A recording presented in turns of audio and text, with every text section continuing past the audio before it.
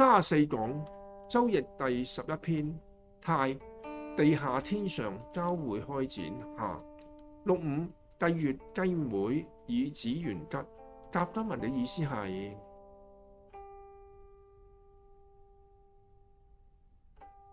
解作紂王之父帝乙出嫁長女以下一位女兒，足為祈求得到永久幸福。探查這事之原本，視為成好事。帝乙嫁會給周文王，望他肯和解，如建立良好關係，能夠改善局面，和平解決紛爭，才是成功嘅要素。例證6.5文成出嫁，福澤兩邦，建立關係，能得幫助。吐蕃係唐朝時喺西藏高原上嘅民族。唐太宗年間，吐蕃王仰慕唐朝文化，古來藏漢兩族互訪，關係越嚟越密切。後更向太宗求婚，得文和成公主出嫁。文成公主係位優秀女性，不畏千山萬水。到達吐蕃之後，相夫教子，更戒給當地科技同文化，如開闢耕地、防水土流失，教曉釀酒、造紙、用物、紡織、建築，鼓勵製作本國文字等。文成公主喺吐蕃共生活咗40年。唐太宗去世之後，漢藏仍保持友好關係。梁謀5就算人事複雜或者形勢惡劣，只要解決方案令大家得益，各方當願意接受，及早和氣收場，勝紛爭不息。上六臣服於王，勿用師，自邑告命，徵倫。甲骨文嘅意思係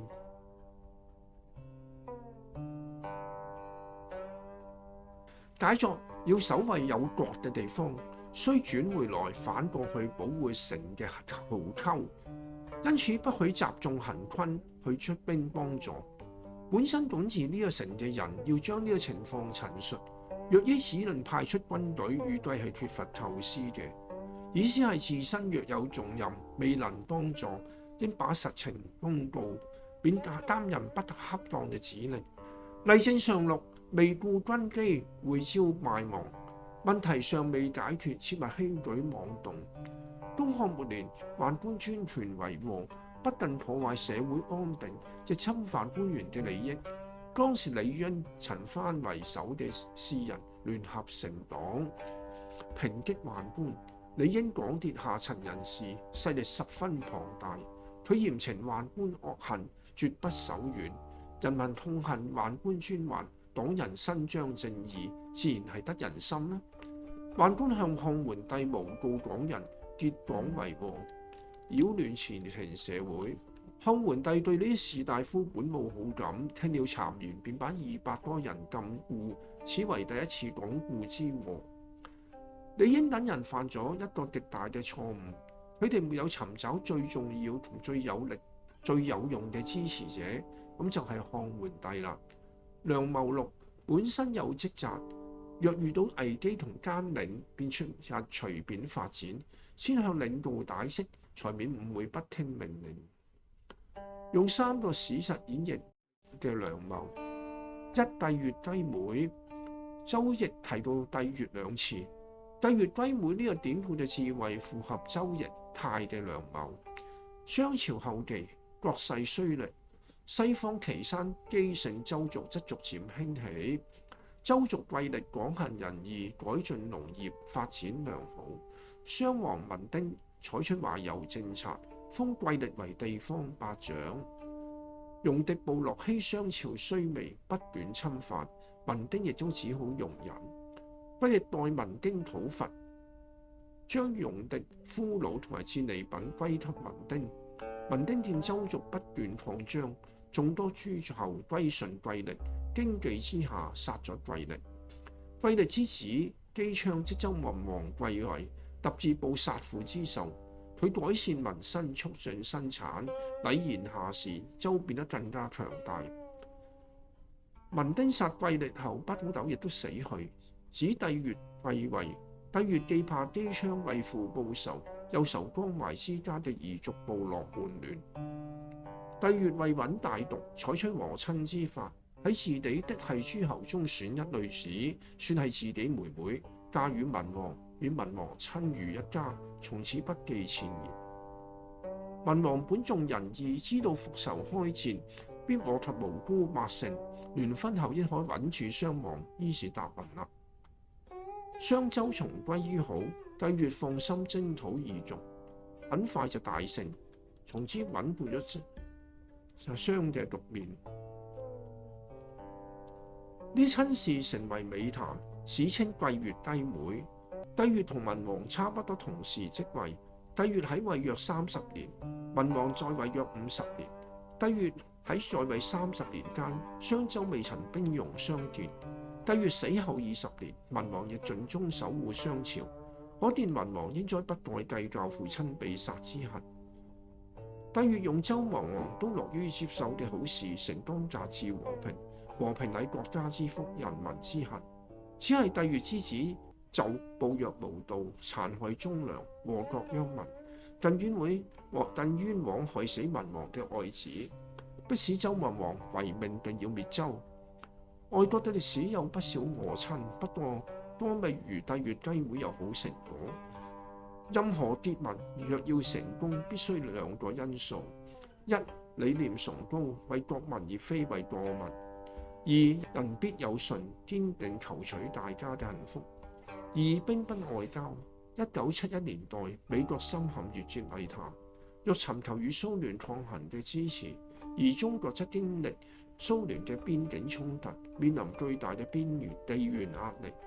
中美領導人都有意緩和關係，尋求合適嘅契機同埋管道。1971年，日本名古屋第31屆世界乒乓球錦標賽，美國選手格倫科恩誤上中國代表隊嘅巴士，中國球員莊德棟則招呼同埋交談並贈送禮物。隨後中國隊收到美國隊欲訪問北京嘅意願，毛主席決定邀請美國隊訪華，成為以民促官嘅關鍵一步。1971年4月，英國乒乓球代表團成為自1949年以嚟首批進入中國嘅美國團體，得到中方高規格嘅熱情接待，並與中國選手進行友誼賽。周恩來喺人民大會堂接見美國隊時表現，你哋打開咗兩國人民友好往來嘅大門。同日，尼克松宣布放寬對華貿易同埋旅行嘅限制。乒乓外交直接推動1972年尼克松訪華同埋上海公報簽署，為1979年中美建交奠定三基礎。此後兩國經貿文化合作迅速發展，民相親對國之交嘅推動作用，成為人民交流、影響政治嘅經典案例。周恩來提出嘅友誼第一、比賽第二方針，成為國際體育交流嘅重要原則。其後2006年、2008年及2021年，中美多次舉辦乒乓外交紀念活動，邀請當年參與者重聚。呢啲就係所謂小頭轉動大頭，成就國際史上嘅一段傳奇啦。三、中國脫貧。世界銀行定下絕對貧窮標準，係每人每天只得1.9美元。中國喺40年間養近8億人，擺脫咗貧困，佔同期全球減貧人口嘅70% 以上。2020年底，中國9899萬農村貧窮人口全部脫貧，832個貧窮縣全部摘帽，12.8萬個貧窮村全部出列。提前咗40年實現咗聯合國2030年永續發展議程嘅滅貧目標。中國脫貧成就嘅原因：一、精準識別，對症下藥，通過農戶申請、民主評審、公示公告等方式，組織基層幹部進村入戶開展貧窮識別，對貧窮村、貧窮戶全部建檔立卡，實行動態管理，建立喺全國統一嘅扶貧資訊系統，扶貧資源能瞄準真正需要幫助的人。二、分類職策，5個一批，針對不同貧窮類型同埋致貧原因，實踐5個一批嘅工程，發展生產脫貧、異地搬遷脫貧、生態補償脫貧、發展教育脫貧、社會保障兜底。3. 產業扶貧，激發內生旺定，依託地區資源稟賦，推行產業融合發展，透過農民旅融合打造全產業鏈，最大程度惠及群眾。同時借助數位技術突破地理限制，賦能產業革命，將本地產品融入外部大市場鏈。強大制度保障組織實施：1. 5級書記一起抓，建立中央系統、省府總責、市縣抓落實嘅體制機制，實施脫貧一把手責任制。呢種嚴密嘅組織體系，確保脫貧政策有效執行。2. 全社會動員，建構起專項扶貧、產業扶貧、社會扶貧，3000多萬名幹部駐村，每年近100萬人在崗，同時東西部協助，定點扶貧、萬企幫萬村等機制。3. 嚴格評估，建立嚴格嘅考核評估制度，對貧田結果進行第三方評估，評估脫貧人口退出準確率、同發生率同群眾滿意度，確保脫貧結果真實可考。4. 就鞏固成果啦，對脫貧不穩定戶、邊緣以至貧戶實施常態化監測，早發現、早期介入、早幫扶。脫貧攻堅目標任務完成後，獲得設立5年嘅過渡期，維持政策整體穩定，做到責無不責責任、不責幫扶、不責政策、不責監管。2021年脫貧攻堅總結表彰大會，表揚在脫貧攻堅工作中數百萬扶貧幹部傾力扶持，1800多名犧牲在脫貧攻堅嘅征程上。周奕泰演繹交會開始，如何收斂整局，更有機會發展。